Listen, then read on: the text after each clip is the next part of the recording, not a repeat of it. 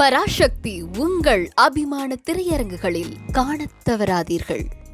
So உங்களுக்கு பிடிச்சிருக்கிறதுனால அவர் தலைவராகணுங்கிறது ஒரு பெரிய தப்பு. அப்படி நீங்கள் பண்ணுறீங்கன்னா ஒரு பெரிய ஒரு அயோக்கியத்தனத்தை வந்து நீங்கள் நாட்டுக்காக பண்ணுறீங்க. மாநாடு ஷூட்டிங் தான் அங்கே நடந்ததா? கண்டிப்பாக அதோட ஃபுட்டேஜ் அங்கே வராதுல்ல அந்த படத்தில்? நான் கேட்குறேன். ஜனநாயகன் படத்தில் ஆமாம், ஒரு காலத்தில் பெரியாரை ஆதரிச்சவர் சீமான், இப்போ எதிர்க்காரு. அப்போ என்ன, அதுவும் சென்ட்ரிசம் தானே? ஸோ உங்களுக்கு அதோட புரிதலே இல்லாமல் நீங்களாம் அதை பற்றி ஏன் பேசுகிறீங்க? ஸோ இதெல்லாம் தானே பகுத்தறிவு, இதெல்லாம் தானே அரசியல். இது ஒரு பேசிக்கே தெரியாமல் நீங்கள் வந்து இந்த படத்தில் காமிக்கிற மாதிரி ஒரு விரல் புரட்சி அப்படின்னு சொன்னால் இது வந்து எல்லாமே மாறிடுமா? இப்போ ஒரு பெண்மணி வந்து அவளோட ஒரு மிகப்பெரிய ஒரு கனவு வந்து ஒரு குழந்தைய பெற்றெடுக்கிறது. அதை தாண்டி உன்னை பார்க்க வரா, அவ்வளோ எதிர்பார்ப்போட வரா. அவளுக்கு என்ன மாதிரியான ஒரு பாதுகாப்பு நீங்கள் கொடுத்தீங்க? உடனே நீங்கள் வந்து கவர்மெண்ட்டை சொல்லலாம், யார் என்ன வேணாலும் சொல்லலாம். இங்கே வந்து பெண்களை அரசியல் பேசாமல் வைப்பதே ஒரு பெரிய அரசியல், மிகப்பெரிய அரசியல். அவங்களுக்கு அரசியல் புரிதல் வந்துடுச்சுனாலும், அரசியல் தெரிஞ்சிடுச்சுனாலும், அரசியல் பழகிட்டாலும் இங்கே வந்து வேறு மாதிரியான ஒரு சூழ்நிலை தான் இருக்கும். அதற்காகவே இது கட்டமைக்க ஒரு பெரிய ஒரு பிம்பம் தான் பெண்களுக்கு சேஃப் கிடையாது. அது கொஞ்சம் மிஸ்மேட்ச் ஆனால் கூட அந்த பெண்களுக்கு கிடைக்கிற ஒரு டேக் இருக்குது பார்த்தீங்கன்னா, அது வந்து ரொம்ப மோசமாக இருக்கும். உதாரணத்துக்கு இவங்க தமிழிசை மேடம் எடுத்துக்கோங்க, அவங்கள வந்து முடியை வச்சு கிண்டல் பண்ணிங்க. ஆனால் நல்லா வெல் ட்ரெஸ்ட் க்ரூம்டாக இருக்கிற இவங்க தமிழச்சி தங்கப்பாண்டியன் மேடம் எடுத்துக்கங்க, நீங்கள் வந்து என்ன இப்படி மேக்கப் சில அலங்காரம்லாம் பண்ணிட்டே இருக்காங்க. என்ன நீங்கள் சொல்கிறீங்க? அவங்களே ஒரு இன்டர்வியூவில் சொல்லியிருக்காங்க அவங்களுக்கு போடுற கமெண்ட்ஸ். ஆனால் உங்களுக்கு எப்படின்னா, ஒரு பெண் வந்து நல்லா இருந்தாலும் பிரச்சனை, தன்னை நல்லா வச்சுக்கிட்டாலும் பிரச்சனை, அறிவாக இருந்தாலும் பிரச்சனை, முட்டாளாக இருந்தாலும் பிரச்சனை. ஸோ என்னன்னா, இந்த டேக் வந்து பெண்களுக்கு தான் கொடுக்கப்படுது. கொஞ்சம் சவுண்டாக பேசிட்டா கூட இவர் ரவுடி, ரக்கடு, சொர்ணாக்கா. ஆனால் எத்தனை ஆண் அரசியல்வாதிக்கு இந்த மாதிரி பட்டங்கள் இருக்கு? பெண்கள் அரசியலுக்குள்ள வந்தா கேரியரே போயிடும், கேரியர் பெருசா இல்லைங்கிற மாதிரி. அரசியல்லே ஒரு பெரிய கேரியருங்க, யாருங்க உங்களுக்கு சொல்றா?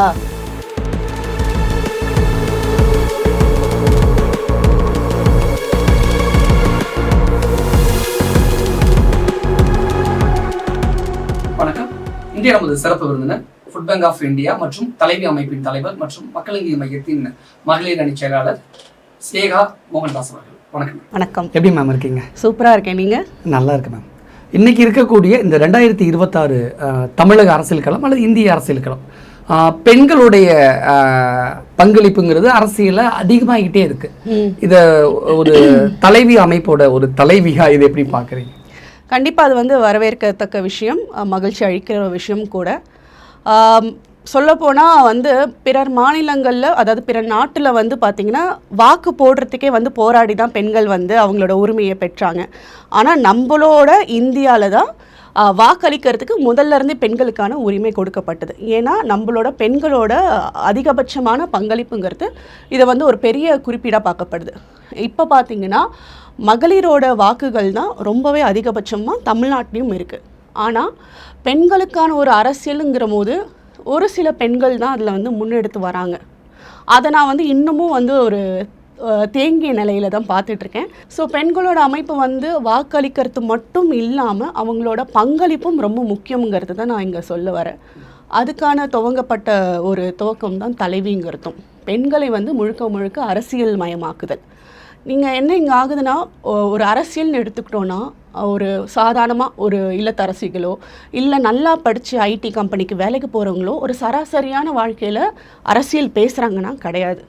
ஃபார் எக்ஸாம்பிள், இப்போ நம்ம வந்து ஒரு ஃப்ரெண்ட்ஸ் கேங் கூட போய் பேசுகிறோம், மிங்கிள் ஆகுறோன்னா அதிகபட்சமாக என்ன பேசுவோம்? படத்தை பற்றியோ இல்லை அவங்களோட வாழ்க்கை சம்மந்தப்பட்டதையோ, அவங்க குழந்தைங்களை பற்றியோ, கணவர்களை பற்றியோ, அவங்களோட ஃப்யூச்சர் பிளான்ஸ் பற்றி கூட பேசுவாங்க. அதை நான் தப்பே சொல்ல வரல. ஆனால் அரசியலை பற்றி எத்தனை பெண்கள் பேசுகிறாங்க? இப்போ பேச ஆரம்பிச்சிருக்காங்களா? பேச ஆரம்பிச்சிருக்காங்கன்னா அதோட விழிப்புணர்வு கொஞ்சம் கொஞ்சமாக தான் வந்துட்டுருக்கு.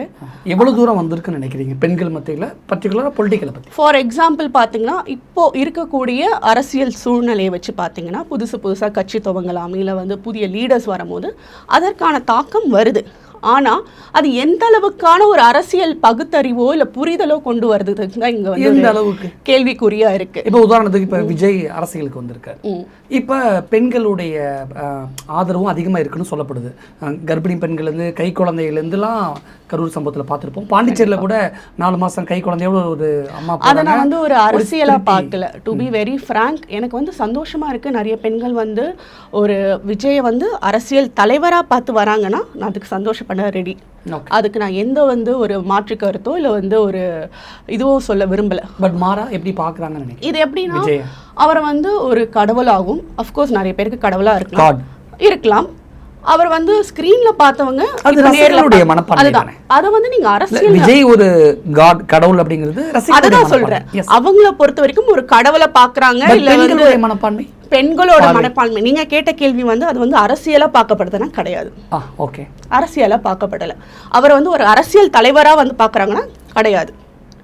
அவருக்கு தனக்கு பிடிச்ச ஒரு ஹீரோவோ இல்லை ஒரு அண்ணனாவோ இல்லை ஒரு என்ன சொன்னது ஒரு விருப்பப்பட்ட ஒரு நபராவோ திரையில பார்த்தவங்களை வந்து நேரில் பார்க்கறதுக்கான ஒரு ஆர்வத்தினால தான் வராங்களே தவிர ஒரு அரசியல் தலைவராக அவரை பேச்சை கேட்கணும், அவரோட ஐடியாலஜியை பார்க்கணும், இல்லை ஒரு மாற்று அரசியல் வரணும், ஒரு மாற்றம்ன்றாங்க. அந்த மாற்றம் எது வரிசைப்படுத்துங்க அப்படி தான் நான் கேட்பேன். அந்த ஒரு புரிதல் பெண்களுக்கு இருக்கானா ரொம்பவே கம்மி தான் நான் வந்து சொல்லுவேன் நீங்க கேட்ட கேள்விக்கு. ஆனா ஒட்டுமொத்த இந்தியாவுமே தமிழ்நாடு உட்பட ஆணாதிக்க மனநிலையில தானே இந்த பாலிடிக்ஸ், இந்த அரசியல் வந்து கட்டமைப்பு இருக்கு. இப்படி இருக்கும் பொழுது பெண்களுடைய அரசியல் வருகைங்கிறது எவ்வளவு பெரிய ஒரு வரவேற்பு மட்டும் கிடையாது. எல்லா இடத்துலையுமே வந்து மேல் டாமினேஷன் இருக்கு. நம்ம என்னதான் வந்து பெண்கள் முன்னேறிட்டாங்க, நிலாவுக்கு போயிட்டாங்க, சந்திரனுக்கு போயிட்டாங்க அப்படின்னு சொன்னாலுமே இன்னும் சில பெண்கள் வந்து அவங்க வீட்டை விட்டு தாண்டி வரதுக்கே வந்து ரொம்ப கஷ்டமாக தான் இருக்கு. உதாரணத்துக்கு என்ன எடுத்துக்கோங்க, நான் வந்து ஒரு 3 ஜென்ரேஷனாக அரசியல் குடும்பத்தை சார்ந்த ஒரு பெண். ஓகே, எனக்கு வந்து படிப்பு முடித்த உடனே எனக்கு வந்து ஒரு வாய்ப்பு கிடைக்குது ஒரு அரசியல் கட்சியில் சேரத்துக்கு. அப்போ எனக்கு கல்யாணம் ஆகலை. எங்கள் அம்மாவும் அரசியலில் இருந்திருக்காங்க, எங்கள் தாத்தாவும் இருந்திருக்காங்க. 3வது தலைமுறையாக நான் வந்து எங்கள் அம்மா கிட்டே என் விருப்பத்தை தெரிவிக்கிறேன். ஆனால் எனக்கு கிடைச்சது ஒரு பெரிய நோ. நீ எதுக்கு அரசியல் போகணும், உனக்கு அதை பற்றி என்ன தெரியும், நீ போகக்கூடாது, அது உனக்கு சேஃபான பிளேஸ் இல்லை. அதாவது 3 தலைமுறையாக இருந்த ஒரு ஜென்ரேஷன்லேருந்து ஒரு பொண்ணு நான் ஆசைப்பட்டு அரசியலுக்கு போகணும்னு சொல்லும் போது என் சொந்த அம்மா கிட்ட இருந்து நோன்ஸ் வருது. அதுக்கு காரணம் சொல்லிட்டாங்க, ஒரு சேஃபான ஒரு பிளேஸ் அது கிடையாது. அதுதான், அது ஏன் அப்படி சேஃபான பிளேஸ் இல்லைன்னு அப்படி நீங்க வந்து சொல்றீங்க. இப்போ நான் வந்து ஒரு 5 வருஷமா நான் வந்து இல்ல 5 வருஷமா நான் வந்து ஒரு கட்சியில இருக்கேன். மக்கள் நீதி மய்யம்ங்கிற ஒரு கட்சியில ஒரு தலைவரோட இது வழிபாட்டில் நாங்க வந்து பயணிச்சுட்டு இருக்கேன். எந்த இடத்துலயும் நான் வந்து என்ன சேஃபா அன்சேஃபா உணர்ந்ததே கிடையாது. அது என்ன ஆகுதுன்னா அது ஒரு விண்பத்தை வந்து கட்டமைக்கப்படுது. ஏன்னா இங்க வந்து பெண்களை அரசியல் பேசாமல் வெற்பதே ஒரு பெரிய அரசியல், மிகப்பெரிய அரசியல். திருப்பியும் சொல்கிறேன், பெண்களை அரசியல் பேசாமல் விடறதே ஒரு மிகப்பெரிய அரசியல். அவங்களுக்கு அரசியல் புரிதல் வந்துடுச்சுனாலும், அரசியல் தெரிஞ்சிடுச்சுனாலும், அரசியல் பழகிட்டாலும் இங்கே வந்து வேறு மாதிரியான ஒரு சூழ்நிலை தான் இருக்கும். அதற்காகவே இது கட்டமைக்க ஒரு பெரிய ஒரு பிம்பம் தான் பெண்களுக்கு சேஃப் கிடையாது. அப்படி மீறி அது போகிறான்னா அந்த பெண் வந்து ஒழுக்கமான பெண்ணு கிடையாது. அவள் வந்து எதுக்கும் தயாராக இருப்பாள். இதற்கான ஒரு முட்டுக்கட்டையோ இல்லை வந்து ஒரு ஃபால்ஸ் அலிகேஷன்ஸ் தான் இந்த மாதிரியான ஒரு பின்பத்தை வந்து பெண்கள், குறிப்பாக பெண்கள் கிட்ட திணிக்கப்பட்டிருக்கு. நான் பெரும்பாலும் தமிழ்நாடு ஆல் ஓவர் தமிழ்நாடு ஃபுல்லாக இருக்கக்கூடிய பெரும்பாலான அம்மாக்கள் சார்பாக அந்த கேள்வி கேட்குறேன். இப்போ உங்கள் மீது உங்கள் அம்மாவுக்கு இருந்த ஒரு பயம், அரசியல் வந்து ஒரு பாதுகாப்பான ஒரு சேஃபான இடம் கிடையாதுன்னு சொல்கிறாங்களே, அப்போ பெண்கள் அரசியலுக்குள்ளே வந்தால் என்ன மாதிரியான பிரச்சனைகள் இருக்குது அப்படின்னு சொல்லிட முடியுமா? பிரச்சனைகள் எல்லா இடத்துலையும் தான் இருக்குது. ஓகேங்களா, it depends on your own personality. உங்களோட சுய பரிசோதனை, உங்களோட சுய முயற்சி, உங்களோட சுய தன்னம்பிக்கை தான் நான் சொல்லுவேன். இப்போ நான் வரேன்னா எனக்கு முன்னாடி இருக்க பேரியரை உடைக்கணும். என் அம்மா கிட்டேயும் என் ஃபேமிலிக்கிட்டையும் நான் அதுக்கு எலிஜிபிளானவன் நான் ப்ரூவ் பண்ணணும். ஃபஸ்ட் இங்கே பெண்களோட இவ்வளோ பேரியர்ஸ் இருக்குது. சொந்த வீட்டுக்குள்ளே ப்ரூவ் பண்ணணும், அதுக்கப்புறம் சொசைட்டிக்குள்ளே ப்ரூவ் பண்ணணும், அதுக்கப்புறம் சொந்த கட்சியிலேயே நீ இதுக்கெல்லாம் வந்து இதுவாக இருக்கிறேன்னு ப்ரூவ் பண்ணணும். அதாவது ஒரு ஆணை தாண்டி நான் ஒரு 100 மடங்கு உழைச்சாதான் எனக்கான அங்கீகாரமே அந்த கட்சிக்குள்ளே எனக்கு கிடைக்கும். ஸோ இப்படி இருக்கும்போது இருக்க நாங்கள் ப்ரூவ் பண்ணிக்கிட்டே தான் இருக்கோம். இங்கே சேஃபாக அன்சேஃபான்னு பார்க்குறத விட நீங்கள் எந்த அளவுக்கு சேஃபாக உங்களை ப்ரொடெக்ட் பண்ணிக்கிறதுக்கு தைரியம் இருக்குது, அதற்கான தன்னம்பிக்கை இருக்குது, அதற்கான சூழ்நிலையை நீங்கள் எப்படி அமைச்சிக்கிறதுங்க தான் இருக்குது. ஸோ அது பெண்ணுக்காக இருந்தாலும் சரி, ஆணுக்காக இருந்தாலும் சரி, இதில் நான் வந்து பிரித்து பார்க்க விரும்பல. எவ்வளவு தூரம் அதை தங்களுக்கு சாதகமாக அரசியல் சூழலை டிசைன் பண்ணிக்கிறாங்க, வடிவமைச்சுக்கிறாங்க, தக்க வச்சுக்கிறாங்க பெண்கள் எப்படி சாதகமாக பார்த்தீங்கன்னா, அஃப்கோர்ஸ் இங்கே வந்து நீங்கள் சொன்ன போல் மேல் டாமினேட்டான ஒரு இடம். இப்போ நான் என்னோட இடத்த தக்க வச்சுக்கிறேன்னா சொல்கிற போல் என்னால் என்ன முடியுமோ, என்னால் ஒரு 100% முடியும்னா அதை நான் 200% நாங்கள் வந்து ப்ரொஜெக்ட் பண்ணணும். ஓகே, இந்த பொண்ணால் வேலை செய்ய முடியுது, இந்த பொண்ணுக்கும் ஓரளவுக்குன்னு இல்லை, தன்னை மீறிங்கிறத தாண்டி அப்படி இருந்தாலும் அதை வந்து நான் குறைச்சி தான் காமிச்சிக்கணும். இப்போ எனக்கு மேலே ஒரு லீடர்ஸ் யாரோ இருக்காங்கன்னா அவங்களுக்கு தெரியாத விஷயம் எனக்கு தெரிஞ்சால் கூட தெரியாத போல காமிச்சிக்க வேண்டிய சூழ்நிலையே தள்ளப்படும். இதுதான் அரசியல். ஆக்சுவலி அரசியல் நுணுக்கம் சொல்லலாம். ஓகே, அரசியல் நுணுக்கம் சொல்லலாம். இப்போ அந்த இடத்துல வந்து நம்மளை வந்து தாழ்த்தி காமிக்கிறோம்னு கிடையாது. எல்லா இடத்துலையும் நம்ம யாருன்னு ப்ரூவ் பண்ண வேண்டிய அவசியம் கிடையாது. அதுக்கு ஒரு நல்ல ஒரு ஸ்டோரியே எக்ஸாம்பிள், ஒரு 4 நாய்க்கு போட்டி வைக்கும் போது ஒரு கூண்டு மூடியே இருக்கும், அதுக்குள்ளே புலி இருக்குங்கிற மாதிரி தன்னை அப்படி தான் எல்லா இடத்துலையும் அந்த ரன்னிங் ரேஸில் நாய்க்கு வைக்கிற ரேஸில் புலி ஓடணும்னு அவசியம் இல்லை இல்லையா? அது போல தான் நம்மளோட பக்குவமும் சரி, நம்மளை எப்படி க்ரூம் பண்ணிக்கிறோம், நம்மளை சுற்றி இருக்கிறவங்கள வந்து எப்படி அவங்கக்கிட்ட நம்ம பேசுகிறோம், அணுகுகிறோம், அது எல்லாமே வந்து பெண்ணுக்கும் சரி ஆண்களுக்கும் சரி இந்த அரசியல் நுணுக்கம் தெரியணும். ஆனால் அது பெண்களுக்கு இன்னும் சாமர்த்தியாக தெரியணும் தான் நான் சொல்ல வரேன். அது கொஞ்சம் மிஸ்மேட்ச் ஆனால் கூட அந்த பெண்களுக்கு கிடைக்கிற ஒரு டேக் இருக்குது பார்த்தீங்கன்னா, அது வந்து ரொம்ப மோசமாக இருக்கும். எப்படிலாம் சொல்கிறீங்க? ஆப்வியஸ்லி நீங்கள் வந்து தெரியாத போலாம் கேட்காது. இப்போ ஃபார் எக்ஸாம்பிள் எனக்கு தெரியலாம் நிறைய ஒன்றும் இல்லை. ஃபார் எக்ஸாம்பிள் இத்தனை பெண் தலைவர்கள் இருக்கிறாங்க. உதாரணத்துக்கு இவங்க தமிழிசை மேடம் எடுத்துக்கோங்க. அவங்கள வந்து முடியை வச்சு கிண்டல் பண்ணிங்க.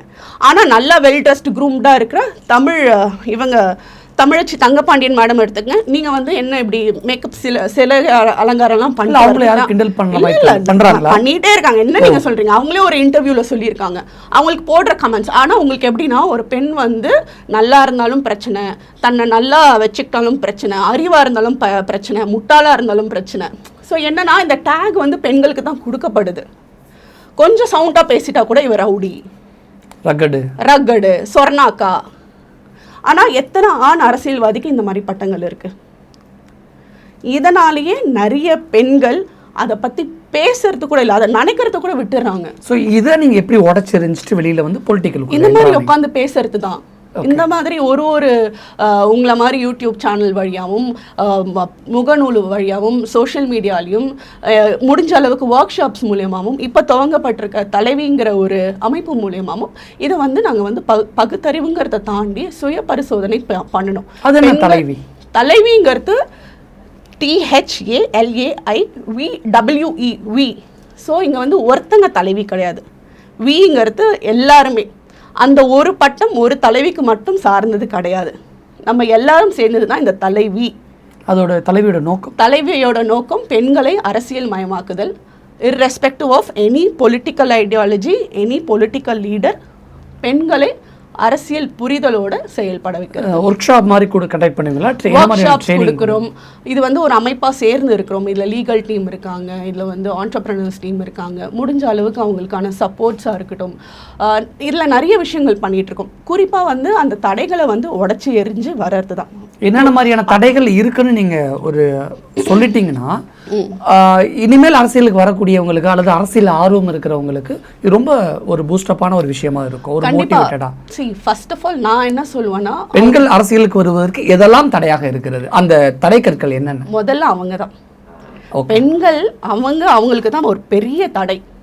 அதை உடைச்சிட்டாலே பாதி பிரச்சனை இங்க அதுதான் சொன்னேன். மனத்தடையா இருக்கட்டும், ஒரு பயமா இருக்கட்டும், யாராவது நம்மள ஏதாவது ஜட்ஜ் பண்ணிடுவாங்களோ, அவங்க நம்மள இப்படி சொல்லிடுவாங்களோ, இப்ப நான் சொன்ன அந்த டேகுக்குள்ள நம்ம போய் பொருந்திடுவோமோ, இதெல்லாம் பண்ணிட்டா நீ வந்து ஒரு நல்ல பெண்ணோ இல்ல அடக்கமான பெண்ணோ கிடையாது. இதெல்லாம் தாழ்வு மனப்பான்மைன்னு கூட சொல்ல முடியாது. அது வந்து ஒரு அவேர்னஸ் இல்லாதது. ஒன்றும் இல்லை. ஃபார் எக்ஸாம்பிள் இன்னைக்கு நான் வந்து ஜிம் போயிட்டு இருக்கும்போது ஒருத்தங்களை புதுசாக என்னோட ஜிம் மேட்டை மீட் பண்ணால், அவங்களும் ஒரு குழந்தையோட அம்மா. இப்போ தான் அவங்க வந்து ஜிம் கண்டினியூ பண்ண ஆரம்பிச்சிருக்காங்க. அவங்க வந்து ஹெச்ஆராக வேலை செஞ்சவங்க. அவங்க கிட்ட நான் 2 பேரும் மாற்றி பேசிக்கும் போது என்ன இன்ட்ரோ பண்ணிக்கும் போது நான் வந்து ஒரு பொலிட்டீஷியனாக இருக்குன்னு சொல்லும்போது அவங்களோட இப்படி பார்க்குறாங்க. சீரியஸாங்களா? அப்படிங்களா? எனக்கு புதுசாக இருக்குது, நான் ஃபர்ஸ்ட் டைம் இப்படி நான் ஒருத்தங்களை மீட் பண்ணுறேன். நான் ஒரு விவசாயியாக இருக்கேன் அப்படிங்கிற மாதிரி, நான் ஒரு பொலிட்டிஷியனாக இருக்கிறேன் அப்படிங்கும்போது 36 வயசில் நான் இப்போ தான் ஒரு பொண்ணு இப்படி சொல்லி நான் கேள்விப்பட்டிருக்கேன். ஸோ அது அந்த அவேர்னஸே இல்லை. ஒரு ஹெச்ஆராக இருக்கிறவங்களுக்கு ஓகே, ஒரு பெண்ணும் வந்து இந்த வயசில் இப்படி ஜிம்முக்கு டைட்ஸ் போட்டுட்டு வந்து ஜிம் பண்ணலாங்கிற அந்த அவங்களோட தாட் ப்ராசஸ் என்னென்னா, பொலிட்டீஷியன்னா இப்படி தான் இருப்பாங்க. மதர் தெரேசா மாதிரி தான் இருப்பாங்க, புடவை கட்டிப்பாங்க, பாவமாக இருப்பாங்க, அவங்களுக்கு பிடிச்சது பிடிக்காதது எதுவுமே செய்ய மாட்டாங்க. இது எல்லாமே இது வந்து கட்டமைக்கப்பட்ட ஒரு பின்பம். என்னோட எலெக்ஷன் கேம்பெயினுக்கு நான் ஜீன்ஸ் டிஷர்ட் போட்டுட்டு போனேன், டிஷர்ட் ஒரு குர்த்தி போட்டுட்டு போனேன் என்னோட கேம்பெயினுக்கு. பார்க்கும் போதே எல்லாம் என்ன நீங்கள் தான் கேண்டிடேட் அப்படின்றாங்க. அது மாடல் பொலிட்டிஷியன் இல்லை, எனக்கு அது கம்ஃபர்டபுளா இருந்துச்சு, இந்தியாவுக்கே அது. அதுதான் சொல்றேன். ஸோ என்னன்னா நம்ம எல்லாருமே வந்து அந்த ஒரு வின்பம் இருக்கு பாத்தீங்களா, ஒரு ஃபேக்கான ஒரு இதுவை தான் நம்புறாங்க, அதுதான் உண்மைன்னு நம்ப வைக்கப்படுது. இப்போ நான் அப்படி போகிறேன்னா கண்டிப்பாக யாருமே என்னை வந்து இதெல்லாம் பொலிட்டீஷியன் ஆகி சும்மா டைம் பாஸ்க்கு ஏதோ வந்திருக்கணுவாங்க. ஆனால் நான் 10 வருஷமாக ஒரு சோஷியல் ஒர்க் பண்ணிவிட்டு ஒரு 5 வருஷமாக ஒரு பாலிடிக்ஸில் இன்னமும் நான் கண்டினியூ பண்ணிகிட்ருக்கேன். இங்கே என்ன ஆகுதுன்னா இவங்க இப்படி தான் இருக்கணும்னு அந்த இதில் வரையறையில் சேர்க்கும் போது அதுக்கான ஒரு அங்கீகாரம் கிடைக்காம போகுது. அந்த வரையறை யாரு வரையறுக்கிறா அப்படிங்கிற எல்லாருமே தான். அந்த கேள்வி தான், அந்த பதில் தான் எனக்கு வேணும், அதுதான் கேட்டேன். நம்ம எல்லாருமே தான் கண்டிப்பா. ஸோ நான் உங்களை சிம்பிளா ஒரு கேள்வி கேட்குறேன், உங்க மனைவி கிட்டேயோ உங்க தாய்மார்கிட்டயோ இல்லை உங்க அக்கா தங்கச்சிக்கிட்டயோ நீங்க அரசியல் பேசியிருக்கீங்களா? நீங்க பேசுவீங்க. இதே மாதிரி எத்தனை ஆண்கள் பேசுவாங்கன்னு கேளுங்களேன். நானும் என் கணவருக்கும் அதிகபட்சமான கான்வர்சேஷன் வந்து அரசியல் பத்தி தான் இருக்கும், உண்மையா சொல்றேன். ஆனால் எத்தனை கணவர்களும் மனைவிகளும் அரசியல் பற்றி பேசும். அது எந்த மாதிரியான எப்படிப்பட்ட அரசியலாக இருக்கும்?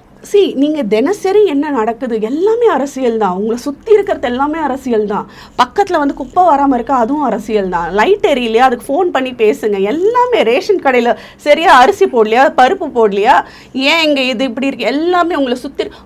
முதல்ல இதெல்லாம் கேள்வி கேட்டவர்கள் வந்து பெண்கள். அவங்களுக்கு தான் அரசியல் சார்ந்தும் அரசியல் புரிதலும் அதிகமா இருக்கு. உங்களுக்கு ஒரு தலைவி அமைப்போட தலைவராக இருக்கிறாங்க, உங்களுக்கு 1 நிமிஷம் டைம். இப்போ இந்த வீடியோ பார்த்துக்கிட்டு இருக்கக்கூடிய ஒட்டுமொத்த பேருக்கும் அரசியலோடைய புரிதல் பெண்களுக்கு எப்படி வேணும்? ஒரே நிமிஷம் அப்படியே ஒரு செஷன் எடுத்துருங்க பார்ப்போம்.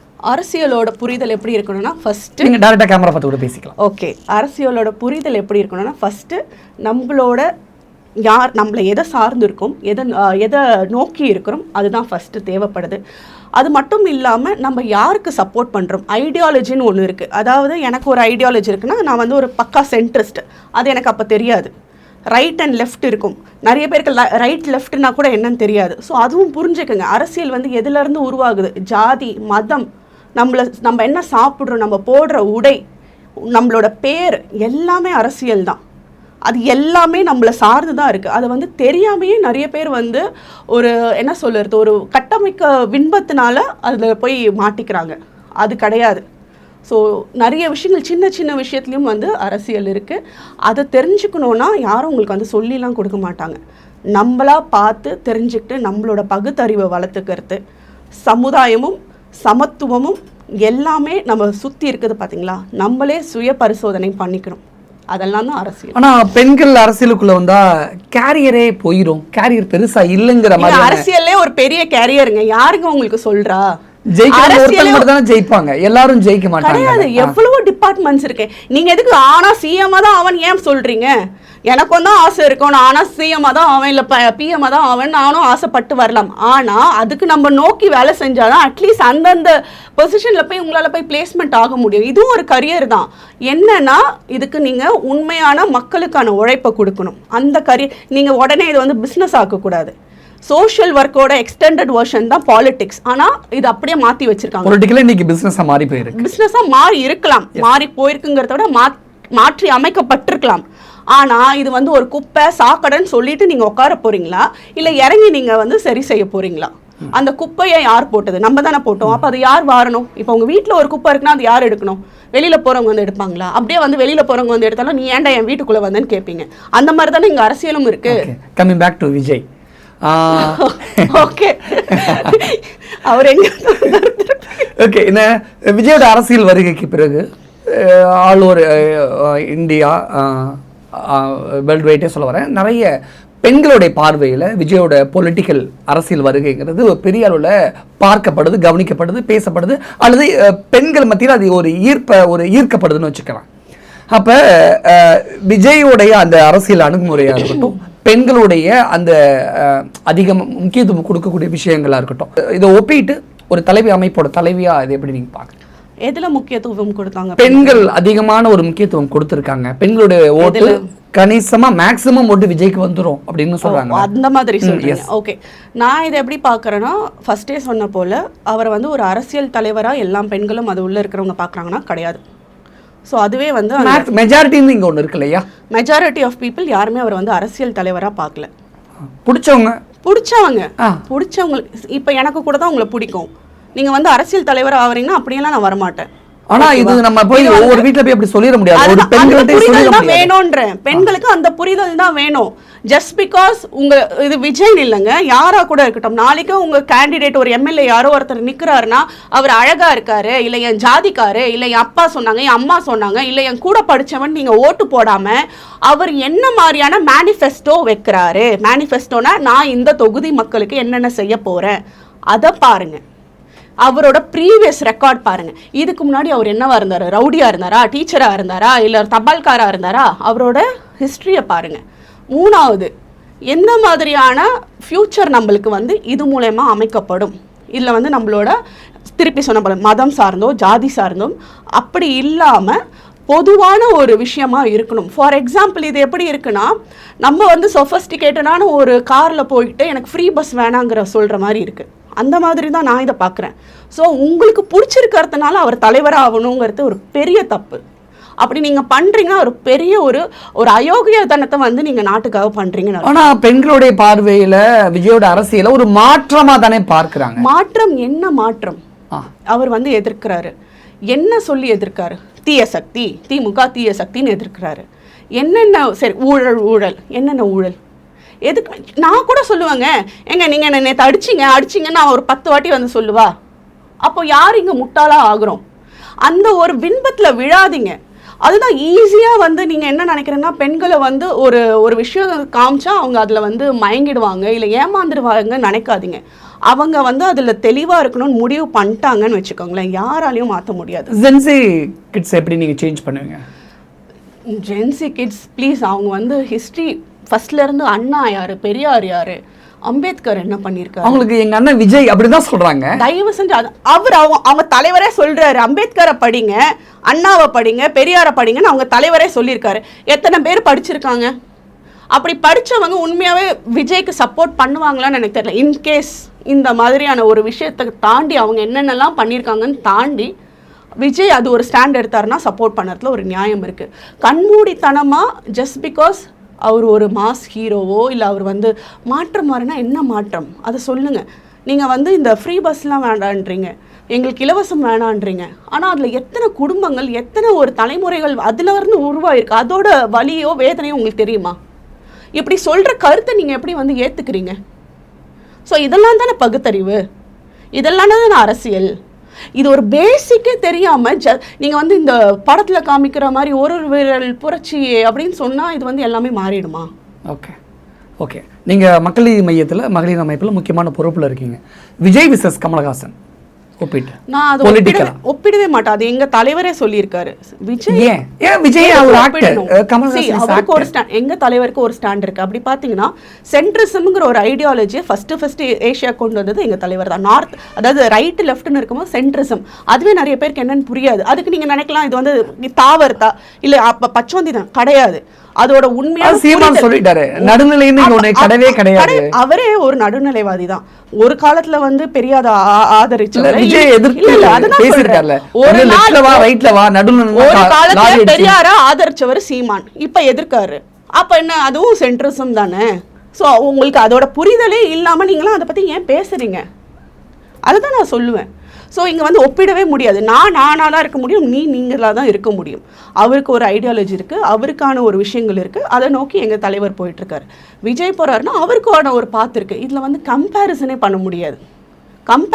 விஜய்க்கு முன்னாடி கமல் சார் தான் பொலிட்டிக்கலுக்கு வந்திருக்காரு தமிழக அரசியல். இப்ப கமலஹாசனை தொடர்ந்து விஜய் அரசியலுக்குள்ள வராருன்னா அப்ப ஒப்பீட்டாளோட தானே அதை பார்க்க தோன்றும். எனக்கு புரியல. அவர் அப்படி பார்த்தா எங்க தலைவர் வந்து அவரோட இந்த காலத்துல இருந்து நிறைய விஷயங்களுக்கு வந்து பண்ணிட்டு இருக்காரு. ஓகேவா? ஸோ அவரோட எக்ஸ்பீரியன்ஸுக்கும் விஜய் சாரோட எக்ஸ்பீரியன்ஸுக்கும் நம்ம எப்படி ஒரு சினிமாவில் வந்து ஒப்பிட முடியாதோ அதே தான் அரசியலும். அவங்களுக்குன்னு ஒரு ஸ்டாண்ட் இருக்கு, ஐடியாலஜி இருக்கு, அவங்களுக்கான ஸ்ட்ராட்டஜிஸ் இருக்கு. யாருமே சொல்ல மாட்டாங்க. நான் இப்படி வேணா கேட்கட்டுமா, விஜய் கிட்ட உங்களுக்கு என்ன எதெல்லாம் பிடிக்கல, கமல் சார்ட்ட உங்களுக்கு எதெல்லாம் பிடிச்சிருக்கு பொலிட்டிக்கலா? Okay fine. இது வந்து என்னோட தனிப்பட்ட கருத்து. எனக்கு வந்து கமல் சார் கிட்ட பிடிச்சது அவரோட ஐடியாலஜி, இந்த சென்ட்ரிசம்ங்கிற ஐடியாலஜி. யங்ஸ்டர்ஸை வந்து கரெக்டாக வந்து வழி நடத்துந்து, அதே போல் வந்து ஃபஸ்ட் டைம் நான் வந்து ஒரு புது கேண்டிடேட்டுன்னு கூட பார்க்காம சைதாப்பேட்டில் ஒரு பெண்ணாக இருந்த என்னை வந்து 2 ஜாம்பவானுக்கு நடுவில் போட்டியிட யாருன்னு சொல்லிடுங்க. இவர் துரைசாமி அவர்களும், ஆமாம் இவர் மா சுப்பிரமணியம் இப்போ இருக்கார் இல்லையா, அவர் மினிஸ்டர் அவர்களுக்கும் முன்னாடி என்னை ஒரு பெண்ணாக வந்து அந்த கான்ஃபிடென்ட்டை ஃபஸ்ட்டு கொடுத்தது எங்கள் தலைவர். அதே போல் அந்த பகுத்தறிவாக இருக்கட்டும், ஒருத்தங்களை வந்து அதாவது ஒரு தலைவருங்கிற வந்து வழி காட்டுறவர், பழி சொல்கிறவர் இல்லைன்னு சொல்லுவாங்க. ஆனால் தான் நீங்கள் எவ்வளோ அழுத்து கேட்டாலும் என்னால் பழி சொல்ல முடியாது. நீங்கள் 1000 விஷயம் வந்து நீங்கள் விஜயை பற்றி நீங்கள் விஜய் சாரை பற்றி பழி சொல்லணும்னாலும் சொல்ல முடியாது. ஏன்னா அப்பேற்பட்ட வளர்ப்பில் தான் நான் வந்திருக்கேன். 5 வருஷமாக அவர் கூட ட்ராவல் பண்ணதில்லை. ஒரு ஆஸ் அ லீடராக தன்னை நீங்கள் எப்படி காமிச்சிக்கணும், மக்களுக்கு நீங்கள் எப்படி சேவை செய்யணும், மக்களுக்கு தேவையான விஷயத்தை வந்து நீங்கள் எப்படி கொடுக்கணும், அது வந்து நீங்கள் அரசியல் சார்ந்துதான் இல்லாமல் அரசியல் சாராமையும் பண்ண சொல்லலாங்கிறது தான் எங்களோட தலைவர். அப்படியே கட் பண்ணா விஜய் அவர்கிட்ட எது பிடிக்காதுன்னு கேட்குறீங்களா? இது வந்து என்னோட தனிப்பட்ட கருத்து. அவர்கிட்ட என்ன பிடிக்காதுங்கிறத தாண்டி நான் அவருக்கு மேலே ஒரு பெரிய எதிர்பார்ப்பு வச்சுருந்தேன். ஏன்னா நானும் ஒரு விஜய் ஃபேன் தான். ஓ சூப்பர். அவர் மேலே எனக்கு ஒரு பெரிய எதிர்பார்ப்பு இருந்தது. ஆப்வியஸ்லி நான் 90s கிட்டுங்க. நான் அவர் படம்லாம் பார்த்து தான் நான் வளர்ந்தேன். கமல் சார் படத்தை பார்த்து வளர்ந்ததை விட விஜய் அவரோட படத்தை பார்த்து தான் நான் வளர்ந்தேன். அவரோட ஃபேனாக இல்லைனாலும் எனக்கு பிடிக்கும். அவர் கட்சிக்கு வரும்போது நான் ஒரு பெரிய எதிர்பார்ப்பு வச்சுருந்தேன். என்ன எதிர்பார்ப்பு, அதுக்காக நீங்கள் கட்சி தாவி இருப்பீங்களான்லாம் கேட்காதீங்க, அப்படி ஒரு காலம் நடந்திருக்காது. என்ன எதிர்பார்ப்புனா ஒரு மாஸ் க்ரௌட், அதாவது யங்ஸ்டர்ஸை வந்து அரசியல் மயமாக்குதல் ஆக்குவாருன்னு நான் நினச்சேன். அந்த அரசியல் பேச வைப்பாருன்னு நினச்சேன். எல்லாமே பண்ண வச்சாரு. ஆனால் அதை கரெக்டாக பண்ணலையோ அந்த ஒரு வருத்தம் அவர்கிட்ட இருக்குது. அது பிடிக்கலங்கிறத தாண்டி அது எனக்கு ஒரு வருத்தமாக இருக்குது. ஏன்னா அவ்வளோ எக்ஸ்பெக்டேஷன்ஸ் நான் வச்சேன். நீங்கள் சொல்கிற போல் கை குழந்தைங்கள் கூட தூக்கிட்டு போகிறாங்கன்னா அவங்கள நீங்கள் அங்கே என்னவா ஆக்குறீங்க? ஒரு ஒரு தாய், ஒரு பெண்மணி வந்து எவ்வளோ அவளோட ஒரு மிகப்பெரிய ஒரு கனவு வந்து ஒரு குழந்தைய பெற்றெடுக்கிறது. அதை தாண்டி உன்னை பார்க்க வரா, அவ்வளோ எதிர்பார்ப்போட வரா. அவளுக்கு என்ன மாதிரியான ஒரு பாதுகாப்பு நீங்கள் கொடுத்தீங்க? உடனே நீங்கள் வந்து கவர்மெண்ட்டை சொல்லலாம், யார் என்ன வேணாலும் சொல்லலாம். அட்லீஸ்ட் நம்ம அது ஒரு பேசிக்கான ஒரு விஷயம் பண்ணோம்ல, அதில் ஏன் தவற விட்டாங்க? ஃபைன், நீங்கள் அரசியலுக்கு புதுசு, உங்களால் பெரிய மாஸ் க்ரௌடை மேனேஜ் பண்ண முடியல. அப்போ ஏன் அதுக்கான ஒரு சேஃப்டி மெஷரோ இல்லை ப்ரிகாஷன்ஸோ, அதுக்கு வேறு விதமான ஒரு முன்னெடுப்போ ஏன் எடுக்கல? அப்போ அங்கே மாநாடு ஷூட்டிங்காக அப்படி நடந்ததா என்னோட கேள்வி. கரூர் சொல்கிறேன், கரூராக இருக்கட்டும், எங்கே வேணாலும் இருக்கட்டும், மாநாடு ஷூட்டிங் தான் அங்கே நடந்ததா? கண்டிப்பாக அதோட ஃபுட்டேஜ் அங்கே வராதில்ல அந்த படத்தில். நான் கேட்குறேன், ஜனநாயகன் படத்தில். ஆமாம், அது விஜய் தான் பதில் சொல்லணும். அப்போனா எனக்கு தெரியல, இது வந்து அவரை பழி சொல்கிறதுக்கோ இல்லை எதுவும் கிடையாது. என்னோட ஒரு சின்ன ஆதங்கம் உயிரிழந்த மேலே, குழந்தைங்க மேலேயும் தாய்மார்கள் மேலேயும். அவர்கிட்ட எனக்கு எந்த தனிப்பட்ட ஒரு வெறுப்பு எதுவுமே கிடையாது. என் மனசு எல்லாமே அவங்க கிட்ட தான் இருக்குது. 1000 நம்ம எதிர்கட்சி ஆளும் கட்சி என்ன வேணாலும் மாற்றி நம்ம பேசிக்கலாம். ஆஸ் எ லீடராக அந்த ஓனர்ஷிப்பை நீங்கள் எடுத்துருக்கணும்ல. எஸ், வீடியோ போடுறாரு, என்ன போடுறாரு, வந்து வீட்டில் வந்து அரெஸ்ட் பண்ணிக்க சொல்லி மேலே கை வைக்க சொல்லி எடுத்தோன்னையும் இல்லை என்னை மன்னிச்சிடுங்க, இந்த மாதிரி ஒரு விஷயம் நடந்ததுக்கு நான் துயரப்படுறேன், அவர் மேலே தப்பே இல்லாமல் போட்டோம். அந்த மன்னிப்புன்னு மட்டும் அவர் ஏதாவது ஒன்று சொல்லியிருந்தாருன்னா அது வேற மாதிரி அவருக்கு பாசிட்டிவாக மாறி இருக்கும். இன்னைக்கு நான் உட்காந்து அவரை பெருமையாக பேசியிருப்பேன். ஆனால் அவர் அதை பண்ணலையே. ஒரு லீடராக அவரையே அதை பண்ணலை. நீங்கள் பதவி வரத்துக்கு முன்னாடியே ஒரு ரெஸ்பான்சிபிலிட்டி இல்லாத போதே நீங்கள் எப்படி இருக்கிறீங்கன்னா அப்போது எனக்கு தெரியல. அது வந்து நான் மக்கள்கிட்ட தான் விடுறேன். திருப்பி இதுக்கான ஒரு பேட் கமெண்ட்ஸும் என்னை பற்றி கேவலமாகவும் வந்து கழுவி ஊற்றலாம் நிறைய பேர். எனக்கு அதை பற்றி கவலை இல்லை. இங்கே நான் வந்து எந்த அரசியல் நோக்கத்துக்காகவும் பேசலை, நான் மனசுல இருந்து பேசுகிறேன். அவரை வந்து பேசி நான் வந்து இங்கே எதுவும் நான் பப்ளிசிட்டி தேடவும் விரும்பலை. ஏன்னா எனக்கான ஒரு ஐடியாலஜியும் எனக்கான ஒரு மனசாட்சித்துவமும் எனக்கு இருக்குது. அதனால் மட்டும்தான் இது எல்லாமே என் மனசுலேருந்து வர கருத்து. இது என்னோட கட்சி சார்ந்த கருத்து கூட கிடையாது. ஸ்னேகா மோகன்தாஸை சொல்கிற கருத்தை தவிர, என்னோட தனிப்பட்ட கருத்தை தவிர வேறு எந்த கட்சி சார்ந்த கருத்தும் கிடையாது. ஓகே, நிறைவாக ஒட்டுமொத்த பெண்களுக்கும் நீங்கள் அரசியலை பற்றி சொல்ல நினைக்கக்கூடிய ஒரு விஷயத்தோடு முடிச்சிடலாம். ஒரு வழிகாட்டு நெறிமுறைகள் மாதிரி வாட்டவர். பெண்களை பொறுத்த வரைக்கும் பார்த்தீங்கன்னா, ஃபஸ்ட்டு பேசுங்க, அரசியல் பேசுங்க. அது உங்கள் வீட்டில் இருந்து தான் ஆரம்பிக்குது. உங்கள் கணவரை தாண்டி, உங்கள் அண்ணனை தாண்டி, தம்பியை தாண்டி நீங்கள் பேச ஆரம்பிக்கிறீங்களே, உங்கள் உரிமைக்காக நீங்கள் பேசுகிறீங்களே, அது அரசியல் தான். அது ஃபெமினிசம் கிடையாது.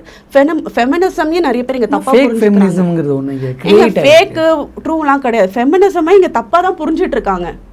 பெண்களுக்கு மறுக்கப்படுற வாய்ப்பு கேட்டு வாங்குறது தான் ஃபெமினிசம். ஆண்களை வந்து குறை சொல்லிட்டோ, ஆண்களை வந்து குத்தோ பேசுறதுக்கு பேர் ஃபெமினிசம் கிடையாது. நாங்கள் ஆண்களுக்கு எதிரானவர்களே கிடையாது. ஃபெமினிசம் இஸ் அப்படி ஒன்று இருக்கு அப்படின்னா அது ஃபேக். அதை ஒத்துக்கிறீங்களா?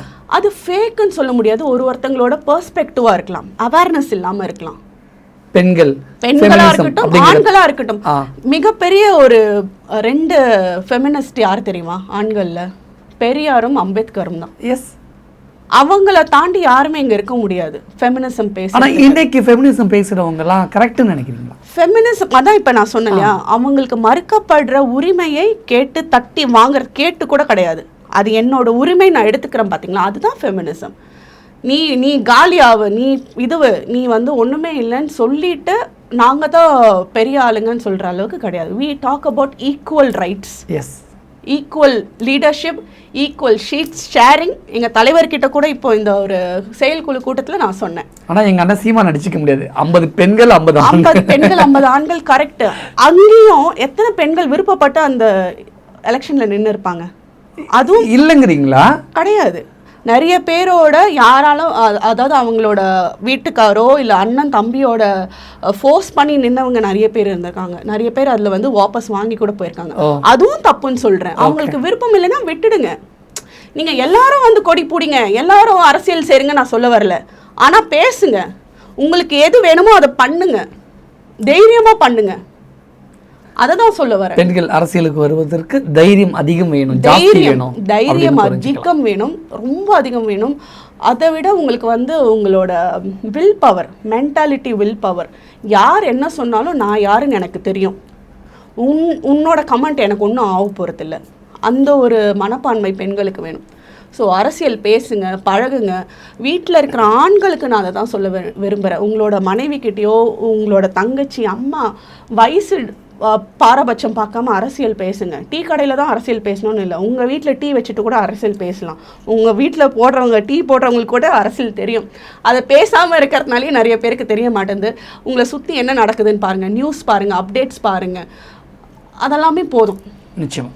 இன்டர்வியூ முடிக்கிறதுக்கு முன்னாடி விஜயோட கட்சியில் சமீபத்தில் பார்த்தோம், ஒரு சின்ன பொண்ணு வைஷ்ணவியாக இருக்கட்டும், அஜிதாவாக இருக்கட்டும், விஜய் போன காரை மறித்து கூட எனக்கு கட்சியில் போஸ்டிங் கேட்குறாங்க. கொடுக்கலன்னே கட்சி விட்டு விளைகிறாங்க, கட்சி தாவல் நடக்குது. இதெல்லாம் ஒரு ஆண் இதை மாறினா அது ஓகே. ஒரு பெண்ணே, அது சின்ன வயசு வைஷ்ணவிலேருந்து அஜிதா வரைக்குமே தொடர்ந்து நடந்துக்கிட்டு இருக்கல, இதை எப்படி பார்க்க? அதுதான் நான் உங்ககிட்ட கேட்குறீங்க, அது ஒரு கேள்வியாக கேட்குறீங்க. ஒரு ஆண் மாறும் போது உங்களுக்கு ஓகேவா தெரியுது, ஆனால் ஒரு பொண்ணு மாறும் போது இதுவா தெரியுதா? புதுசு அரசியலுக்கு புதுசு பழசு ஏதோ விட்டுடுங்க. அவங்க ட்ரை கிடைக்கலன்னு இல்லை, மேபி அதுதான் சொல்கிறேன். அது வந்து ஒருத்தங்களோட பெர்ஸ்பெக்டிவ். அவங்களுக்கு ஏன் வந்து பிரியாணி சாப்பிட பிடிக்கல, இட்லி சாப்பிட தான் பிடிக்குது, நான் போய் கமெண்ட் பண்ண முடியாது இல்லையா? அதுதான் சொல்கிறேன். இப்போ அவங்கள தான் உதாரணம், அப்படிலாம் சொல்ல வரல. அவங்க உதாரணமாக அதை தான் சொல்ல வர அனுபவத்தை கற்றுக்கிட்டு போகிறாங்க. அவங்களுடைய கொள்கை பிடிக்கல, ஐடியாலஜி பிடிக்கல, ஓகே. ஆனா இவங்க இப்பதான் ஒரு தாவேக்காவும் குழந்தைன்னு சொல்றாங்க. அஜிதாவும் இல்ல வைஷ்ணவியெல்லாம் குழந்தை தானே ஆக்சுவலி. கரெக்ட், நீங்க சொல்றது எல்லாமே கரெக்ட். என்னோட ஃபர்ஸ்ட் பாயிண்ட் என்னன்னா, ஏன் அது ஒரு பெண்ணை மாறும் போது மட்டும் அது ஒரு பேசும் பொருளாகவும் கேலி பொருளாகவும் மாறுது? எவ்வளோ பேர் ஆண்கள் வந்து கட்சி தாவி இருக்காங்க, அதே கட்சியில் நீங்கள் சொல்கிற தாவேக்காலேருந்து போனவங்களும் இருக்காங்க, வந்தவங்களும் இருக்காங்க. அவங்களெல்லாம் ஏன் கேலி பொருளாகவும் பேசும் பொருளாகவும் நீங்கள் கேட்க மாட்டீங்க? அப்போது நீங்கள் என்ன நினைக்க வரீங்கன்னா, நீ இதை வந்து ஆசைப்படுறதே தப்புங்கிற மாதிரி இருக்குது. ஃபார் எக்ஸாம்பிள், அவங்க இருந்துட்டு போகிற அரசியல்ங்கிற பொருள், சுயநலம் அரசியல்னு தாண்டி மேபி அவங்களோட எதிர்பார்ப்பு வந்து அங்கே பூர்த்தி ஆகி இல்லாமல் ஏதோ ஒரு விஷயத்தை எதிர்பார்த்து தான் அவங்க வராங்க. இருக்கலாம். அது நான் எப்படி சொல்ல முடியும்? இப்போ என்னோட எதிர்பார்ப்பு எல்லாருமே கேளுங்க, சும்மா யாருமே இங்கே வந்து காந்தி புத்தர்லாம் கிடையாது, ஓகேவா? அவங்களுக்குன்னு ஒரு எதிர்பார்ப்பு இருக்கும். அதை தாண்டி நீங்கள் உங்களை முன்னிலைப்படுத்தாமல் மக்கள் சேவையை முன்னிலைப்படுத்துனீங்கன்னா நீங்கள் வந்து ஒரு நல்ல தலைவர். ஆனால் உங்களோட சொந்த வெறுப்பை நீங்கள் வந்து முன்னிலைப்படுத்துறீங்கன்னா நீங்கள் ஒரு தலைவராக இருக்க முடியாது. அது வந்து நீங்கள் சொன்னவங்களாக இருக்கட்டும், இல்லை ஆண்களாக இருக்கட்டும், யாராக வேணாலும் இருக்கட்டும். ஒரு நல்ல தலைவராக உருவாகிறதா இருந்தாலும் சரி, இல்லை ஒரு நல்ல ஒரு தலைவராக வழி நடத்துறதா இருந்தாலும் சரி, நீங்கள் பதவிக்கு ஆசைப்படாமல் உங்கள் பொறுப்புக்கு என்ன தேவையோ அதை செஞ்சால் மட்டும் போதும். பதவிங்கிறது என்னை பொறுத்த வரைக்கும் ஒரு பொறுப்பு தான். அந்த பொறுப்பை நீங்கள் வந்து கரெக்டாக கையாளுறீங்கன்னா நீங்கள் அந்த தலைவராக இருப்பீங்க, இல்லைன்னா ஒன்றுமே இல்லாமல் தான் போக போகிறீங்க. ரொம்ப அழகாக நேர்த்தியாக நிறைய பெண்களுக்கு ஆலோசனை சொல்கிற மாதிரி ஒரு வழிகாட்டுதல் மாதிரி நிறைய விஷயங்கள் ஷேர் பண்ணியிருக்கீங்க. கண்டிப்பாக நிறைய பெண்களுக்கு பயனுள்ளதாக இருக்கும் நம்புகிறோம். நிறைய விஷயம் ஷேர் பண்ணிக்கிட்டே கண்டிப்பாக ரொம்ப நன்றி.